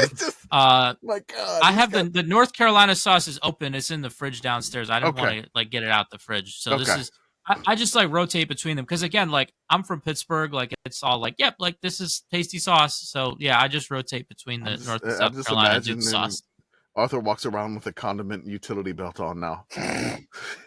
But no, I will also say, like, even outside of the U.S., like, there can be some distinctive sauces. Like, I mean, you think about, like, I used to live in Japan, and, like, they have, like, barbecue over there that, like, is their own special thing. And, like, pretty much any barbecue sauce I've had is, like, yeah, like, I like this. All right. Let's go Pitt Girl here. Your barbecue opinions. So, in terms of barbecue opinions, I would agree with Arthur's analysis of the Pittsburgh barbecue scene. I've had barbecue from Pittsburgh. It's usually like broadly North Carolina style. It's usually fine. But I have family in the Atlanta metro area and have driven through the South enough to have like developed barbecue opinions independent of the fact that I'm from central Pennsylvania, which is not a barbecue place, really. Chicken barbecue is not barbecue. I'm sorry, Sir Toma. The world's largest chicken barbecue is not like barbecue. Thank you. I am not a fan of any of the like pre-bottled barbecue sauces. They're fine. I think good barbecue sauce is made by someone. And I prefer like a tomato base. I'm also okay with vinegar base. I do not like South Carolina style barbecue sauce, and I am morally opposed to Alabama white sauce because, as previously mentioned, I fucking hate mayonnaise. So, and that is an application in which it is mostly mayonnaise and mostly on something rather than an ingredient in something, and so I am opposed to it. But tomato-based sauces are nice, especially if they're a little bit spicy, but not too spicy, and also kind of sweet. KC style barbecue sauce also good, but I am partial to the tomato-based North Carolina ones personally. All right, let's get Jeff. What you got, Jeff? I am very much of the opinion that the barbecue sauce needs to match what the barbecue actually is. Yes. So it's very much a where you are, what that place is making, what they think goes best with their meat if you're at a barbecue place. If you're grabbing barbecue sauce, the condiment that you're not using as an accompaniment for barbecue, you're just like putting on a burger or putting on fries, or dipping like chicken strips in it or whatever, just for like availability and like base level quality, Sweet Baby Ray's is hard to beat. Mm-hmm. But that's like barbecue sauce. I'm dipping fries in it is very different than barbecue sauce. This is a sauce I'm putting on pulled pork. Definitely. Beth, you have barbecue opinions. Yes. Yeah. All barbecue sauce is garbage. And if I wanted to cover meat in enough sugar to make confectioner's icing, I would keep my crimes to myself. Ooh. Nice. And yeah, go ahead. That's where I am with it. Okay. And I think one of the reasons that Pittsburgh doesn't have a particular barbecue style is that anywhere that people would apply barbecue sauce, Pittsburghers instead will cover it with pierogies. Yes, this is true. Or ketchup. I also think your point about sugar is why I tend not to like the pre-bottled barbecue sauces. They are all way too sweet. Like all of them. Even for pork, they're all way too sweet. Yeah, I like the idea of being like, hey, I'm going to add meat icing. Like, no, you're not. Not in my presence, you are not. Just the phrase meat icing sounds incredible to me. It does. Honestly, I think that's why I just like barbecue sauces in general. Like I'm like, yeah, cake. Sure, whatever. Like, all of them will give me both salty and sweet for the most part, and like those are just two great flavors. So I'm gonna imitate Jordan's opinion here, and I know it's not real. It could be though, but Jordan's like, I don't like barbecue sauce because my meat has to have the flavor. He's a dry rub guy. I have no idea if he is or not. I'm just gonna make Jordan a dry rub guy, and since he has the flu, he can't. He'll counteract me like a couple days after he listens to the podcast, which would be great. Yes, please yell at Jordan for his barbecue opinions. How dare you, Jordan? You dry rub guy. Straw Jordan has a good point though, which is that if you need sauce, the meat is not good. You should want sauce. So score one for Straw Jordan, who may or may not have the Pitt Girl coming out hard, swinging against the French. That's right. She bought that straw man argument. All right, perfect. So, no, personally, if I got to do a bottle of barbecue sauce, I am Stubbs. The Texas barbecue sauce that is from Austin. The bottle says, "Ladies and gentlemen, I am a cook" on it. And he looks like he could barbecue a shoe, and you would eat it, and it would be delicious. So I'm all about that. And Stubbs barbecue is amazing. It is fantastic. If I do bottle, it's going to be bottle. I'll give a shout out to the Traeger barbecue sauce too, which is good. But really, mostly the barbecue sauce that I use is essentially like a top coating, just a seal in the meat seasoning when I'm doing either on the brisket or on, I probably don't even do it on a brisket, but probably on like some ribs or something, just to seal in the rub and everything on that. But typically it's some good stuff. I have no problem with like you go to Applebee's and get the Jack Daniel's ribs or whatever, like the Jack Daniel's sauce, I'm like, whatever. I don't feel like it makes much of a difference to me. I have not had Carolina barbecue, which I may need to borrow that from Arthur. That sauce, or maybe order some from Duke's myself. Miller, if you're listening to this ad, we are plugging Duke's really hard here. Send me some free sauce, okay? Please, I appreciate it. I mean, there were times that you would use like Kraft because it was like $1 or whatever, and you would just do like chicken quarters on the grill or whatever, and you just slather barbecue sauce all over it when you didn't know what you were doing, on like a tailgate or whatever. But yeah, if it's going to be a bottle sauce, it's going to be Stubbs, and I'm not coming off of that one. So that's the bottle one that is the best for me personally. You can yell at me, or thank me later when you buy a bottle of Stubbs, because it is delicious and it's some good shit. So, moving on to the next opinion, let's left you a little bit on a spicy take here. Let's talk about hot sauce. We're talking about the hot sauce. I feel like Beth has some really spicy hot sauce opinions. In my house, the only hot sauce that we have ever had has been Crystal. So that's the one that I know. Okay. I've encountered Tabasco in the wild, but not in places where it was particularly memorable. So like I'm just sort of a Crystal person by default. Nice. Very smart. Who wants to go next? Geoff, go. You love hot sauce. I typically, I feel like Tabasco is one of my go-tos, and part of that is I find it works really well with other flavors. And if I am making like homemade mac and cheese, basically my entire seasoning for the sauce is Tabasco and Worcestershire. And the two of those work as a pretty solid combo. I feel like if I am at like a Mexican place, I will grab what they've got on the table, and kind of that's another, just trust them with what they're cooking, that's a good match. All right, Pitt Girl, your hot sauce. You like spicy stuff?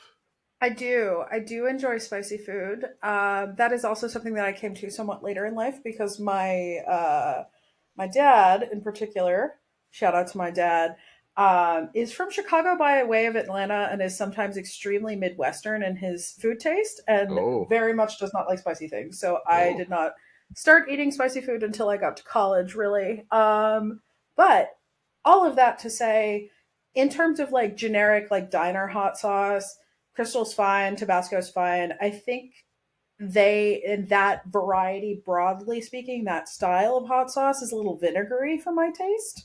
But they have good applications. They're good on eggs, for example. I really like Cholula. I think that's my favorite of the like I'm at a diner, they have hot sauce. They ask me which one I want. If they have Cholula, I want that one. Okay. But I love, and this is like very 2015 internet of me, and I apologize for that. But seriously, Hoi Fong Sriracha is so good. It's very good. It's not super vinegary. It's spicy. It's nice and garlicky. It's very good. Strong recommend. That one's my favorite. And I also enjoy gochujang, which is like kind of a hot sauce and kind of not. It's Korean. It's amazing. 10 out of 10. Nice. Arthur, any hot sauce stuff? Not really. I mean, I again don't If he put a lot pulls of out thought another into bottle this. of hot sauce, I'm gonna just lose it here. No, I don't. I don't have bottles. I just have packets. But these I did not get like for the episode. I just have these in my desk, like left over from Don't we all? getting Like Taco Bell? Bell. Okay, all right. So yeah, like I think I have Louisiana hot sauce in my kitchen just because like that was on sale or something. I don't really have a strong opinion here. Shout out to Taco Bell. I do enjoy the Taco Bell hot sauces also. Taco Bell food is really just a vehicle for Taco Bell fire sauce, in my is opinion. he about to eat this packet of? Okay, he's just Yep. hot sauce shot. Okay, shout out hot sauce. Oh, that'll help you edit the podcast later, Arthur. All right, perfect. Personally, my hot sauce, my favorite one is Crystal. Tabasco's fine. It'll do it. Louisiana's fine. I don't like Frank's Red Hot. I don't like it. I hate it. Honestly, I hate that hot sauce. Like, you can, if I see that and that's the only one, I'm like, go away, leave me alone. You don't put that shit on everything? No, I do not. It is, I do not like Frank's Red Hot. Just get out my face. And somebody's like selling something that's like, hey, we got wings with Frank's Red Hot. I'm like, I am never buying that shit. I'm done. Texas Pete. I love how like somebody sued Texas Pete when they were like, it was like a company from Carolina or something. And they sued them. It was like, you can't call it Texas Pete anymore. So I think there was a lawsuit right there. But yeah. Yeah, Texas Pete's from North Carolina. Yeah. And so it's what like, they have at Cookout. You can't call it Texas Pete or whatever. Wait till they find out where Arizona iced tea's from. I know, it's amazing, right? It's just a brand. It's crazy. New York City. No, that's for salsa, which I left off of this list. We can get to it later. Really, that's like the normal hot sauce. Like the all-purpose hot sauce for me is Crystal. Tabasco is good. The green Tabasco is also good. I don't like the normal red Tabasco. The green Tabasco is really good. Give a shout out to the green Tabasco. The Mexican hot sauce, my favorite. My wife put me on this one. It's the La Botanera. It kind of comes in like a plastic jug. It looks like a water bottle almost. And sometimes they sell it in like, it's like an old school, like 20-ounce soda before they got all the ridges and stuff and the shapely Coke bottles. It was just like one of those like 20-ounce like sodas. And that looks like what the hot sauce is. It's really good. It's not vinegary. It's got a good kick to it, but it's not like overpowering, which I can find some other hot sauces like that overpowering. The Asian hot sauce, I mean, sriracha's good. There's, I do like the Hoi Fong or whatever. There was another one that one of my friends from Japan told me to mention, and I cannot find it. So I am going to skip that, and we're going to move on to the next one. Hold on. Maybe I found it. Hold on. Oh, no. He's talking about like mixing something with some like Vietnamese like salt and stuff. Yeah, no, it's not going to work out. We can't do that. There are Vietnamese places that make their own in a similar style. He lives in Japan, so it's just like, yeah, he's got the good stuff over there in Japan, like Asian hot sauce style. So we can move on to the next one. Before I know Jordan is going to give his opinion. If you need steak sauce, then your steak sucks. So that's what Jordan says. The strawman Jordan here. So we'll go to steak sauce, which, I mean, there's like the HP, the Salsa Lozano, Heinz 57, A1. You can give me any variety of A1. Or Leon Perrins, like you can give me any variety of that. Who has some steak sauce opinions? Go, Pitt Girl. Straw Jordan is correct. I have nothing to add. Okay. Actually, that's not quite true. One thing I have to add, and this is unorthodox, but I recommend it. Very good balsamic vinegar in very small amounts on steak is amazing. Okay. But you should make a nice steak. It's not a steak sauce application. Don't do that sauce. Here is a sauce that goes well with your good steak. Okay, yeah. All right. I'm going to talk about HP and Salsa Lozano because they're in the genre of steak sauces, but I don't use them on steak. It is that sort of like little bit sweet, little bit savory. HP sauce, which is a very traditionally English thing, is like really good with roast potatoes. It's really good on breakfast sandwiches. It works really well there. And then Salsa Lozano is a Costa Rican sauce that is kind of similarly a little sweet, little savory. That is incredible one with Costa Rican gallo pinto, which is rice and beans. Incredible with that. It's also really good just like in any sort of burrito. It is perfect in a breakfast burrito. Interesting. Beth, go. I avoid steak sauces generally. One, Cool. because I don't really like steak sauce, and two, because it's a place where eggs like to hide. There are some brands of Worcestershire sauce that I can use for things. I never actually put it on steak, though. I use it as a base flavor, usually in mushroom things, if it is safe for me. But yeah, I am of the opinion that if your steak requires sauce, you have fucked up steak. Okay. That's kind of my opinion too, and I just threw that in Jordan's face too. So, no, there was one time that I was working at a steakhouse in college, and the steak sauce, like I would kind of judge people on what they would put on their steak. My favorite one is to judge when they got the chop steak, which is basically a hamburger, and then well done, and they would just ketchup all over the place. I would love to judge them, and then also I was definitely not gonna get a good tip from that table. Anyway, so it's just steak sauce for me, like Heinz 57 was kind of the best. I do want to give a shout out to the Whataburger. It used to be the A1 bold and spicy burger. That A1 sauce on that burger was amazing. That's really it. But I don't really use steak sauce for anything else. I don't. Breakfast burrito applications. I may have to look into that. So thank you for the suggestion, Jeff. Arthur, do you have any steak sauce opinions? Do you have a bottle of A1 underneath you or something? So here's the thing. I don't like steak. So okay, if I have steak, this is the sauce I'm using. Oh, got that ketchup on them. That ketchup looks really dark on camera too. It looks really dark, like it's like almost like brown. Yeah, I was gonna say, it almost looks like barbecue sauce. It does. It's just probably the camera. It's just the lighting. It's probably just the camera and the lighting. It's not like I'm assuming it's normal looking ketchup. But yeah, I would judge you if you got a hamburger steak well done and you wanted ketchup. I would judge you while I was waiting on your table. And then I would automatically judge you in knowing that I would not get a good tip from this table no matter what I do. It's not that I want to eat a steak well done with ketchup. It's that I don't want to eat a steak in the first place. Okay, that's fine. I think that's a reasonable take, actually. That's fine. Yeah. That's good. Yeah, that's totally fine. That's totally good. Maybe Maybe the wife forced him to take him out to a date night or something. He's like, fine, I don't want a steak. I'll just eat a hamburger steak. Sure. I didn't think of it that way before, and I can look at that difference. But I still got a crappy tip, so that's never going to change. Shout out to the next topic. We're talking about gravy. It's all gravy, baby. We needed to debate if we're going to allow pasta sauce to be called red gravy here, and I am offended as an Italian. For it to be gravy, it requires meat juice and flour. That's right. If you put flour in your pasta sauce, I don't think you understand how pasta sauce works. That's right. And you are fired from making pasta in my home. Done. You're fired. Get out of Beth's home.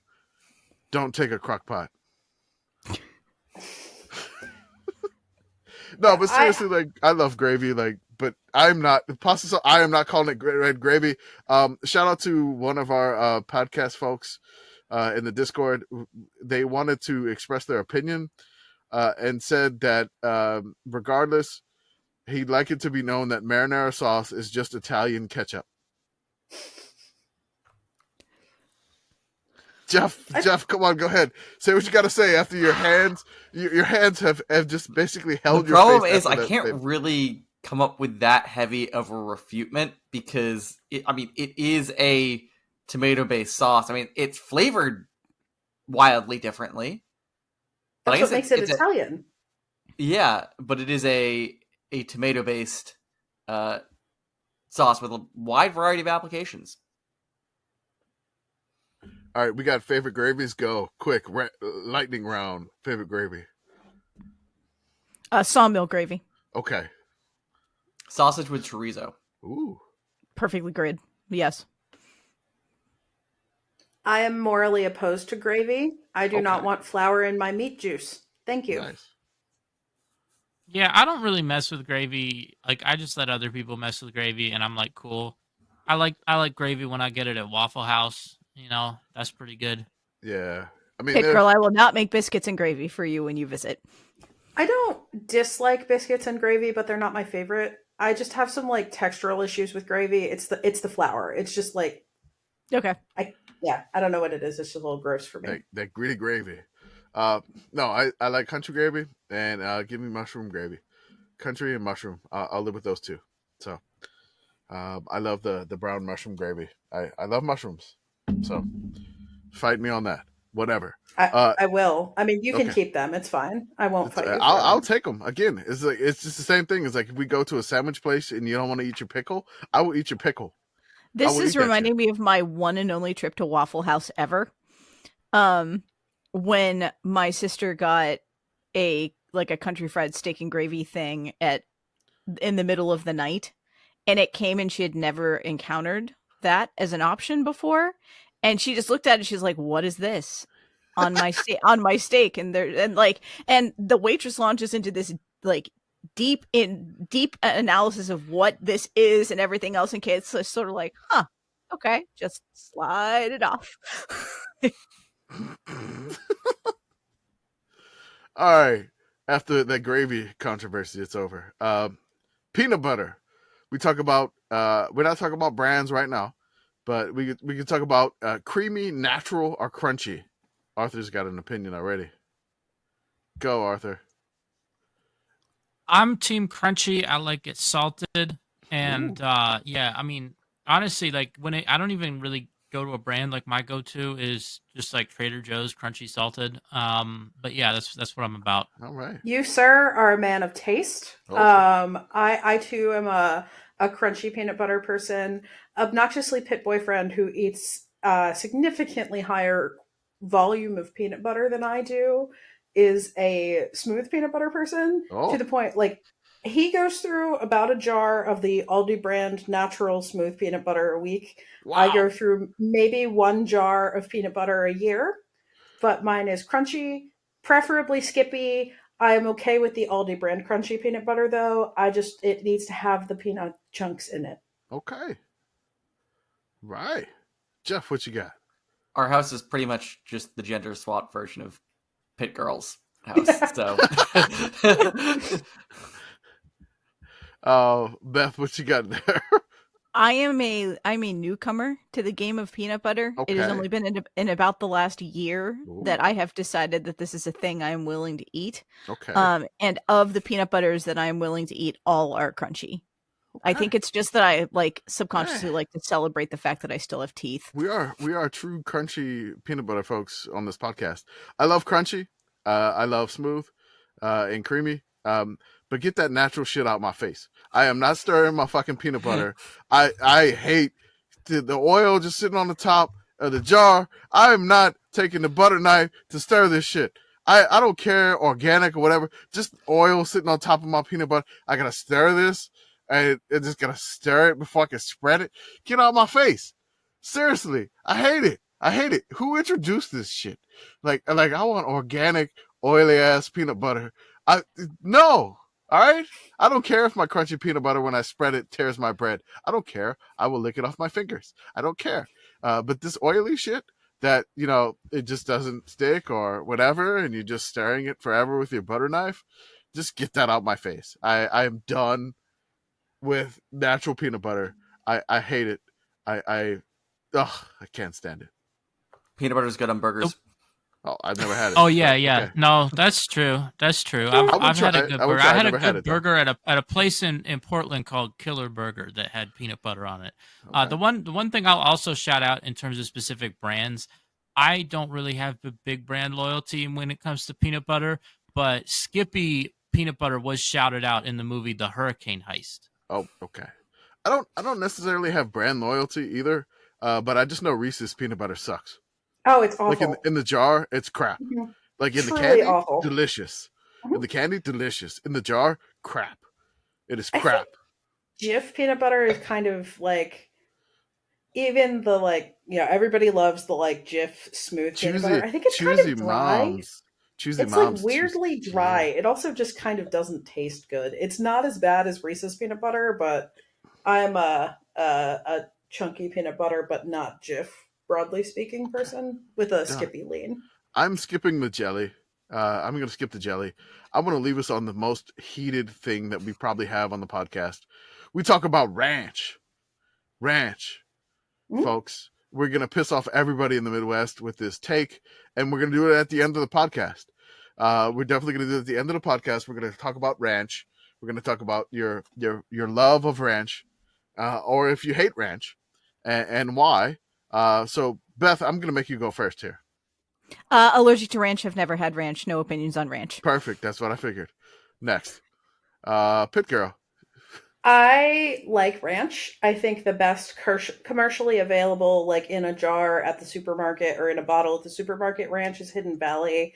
However, all pre-made ranches must bow before random Pennsylvania pizza joint ranch, which is infinitely better. Probably because they make it with extra mayo. But it is very good. And if you, like Arthur and I, went to Pitt at a certain time, you could go to a pizza joint that has since closed and buy a whole pizza for $5 and a thing of ranch for $1. And it was very worth paying the extra $1 for the ranch in which to drizzle or dip your pizza. Pour one out for Sorrento's. R.I.P. Oh, Arthur hates Sorrento's. Go, Arthur.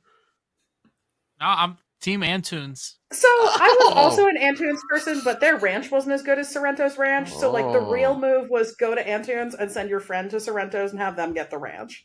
Oh, double. That's too much. That's too much work for me. That's college. I'm not you a would ranch do something fan. like that in college, though.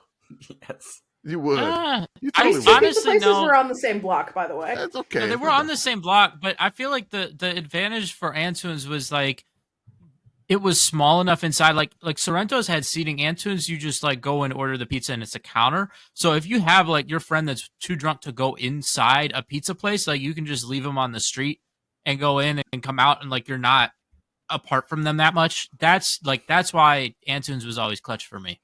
Yeah, Antunes was also briefly cheaper. This is the one because Sorrento's raised their prices and then Antunes stayed at $5. Antunes is $12.99 now, and I haven't been out of school that long. So In this economy? Exactly. It's because they don't have competition now. I guess not. Geoff, what you got? Ranch. You're kind of in the Midwest in Indiana here. Let's go. Yeah.